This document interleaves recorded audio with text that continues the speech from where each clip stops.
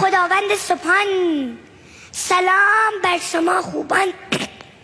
من از دل تاریخ آمدم با یک قصه ای از پیامبران. گمان میکنین قصه کدام پیامبر است؟ اون شطوری که هست دیگه. شطور قصه حضرت صالح پیامبر قوم ثمود است. حضرت صالح پیامبر قوم ثمود بود. بله.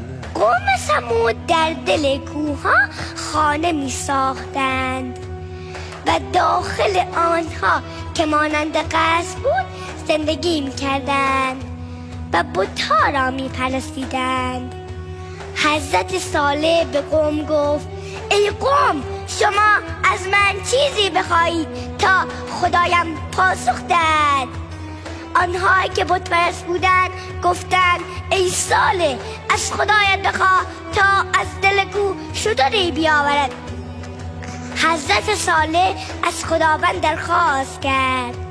ناگهان کوه شکافته بلرزان شد. شتری از دل کوه نمایان شد. قوم ثمود این صحنه را دیدند، اما فقط چند نفر به حضرت صالح ایمان آوردند. بعد از مدتی تصمیم گرفتند شتر را نابود کنند و بکشند.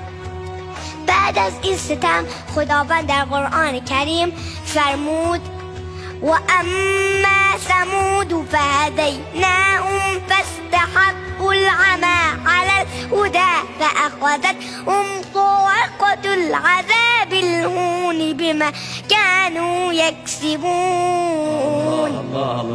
سرانجام قوم ثمود کوردلی را بر هدایت ترجیح دادند و عذاب خداوند آنان را فرا گرفت و نابود شدند. خداوند در قرآن کریم آیاتی در رابطه با این داستان آورده است. آیا یکی از شما بزرگان می توانید آیاتی در رابطه با این داستان تلاوت نمایید تا صفا بخش جان و دل ما شود؟ كذبت ثمود بطغواها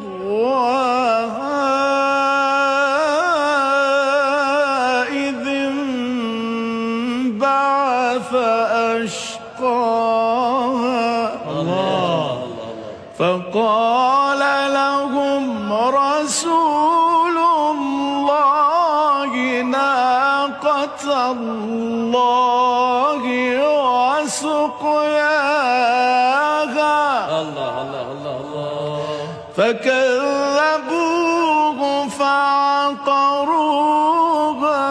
فدمدم عليهم ربهم بذنبهم فسواها ولا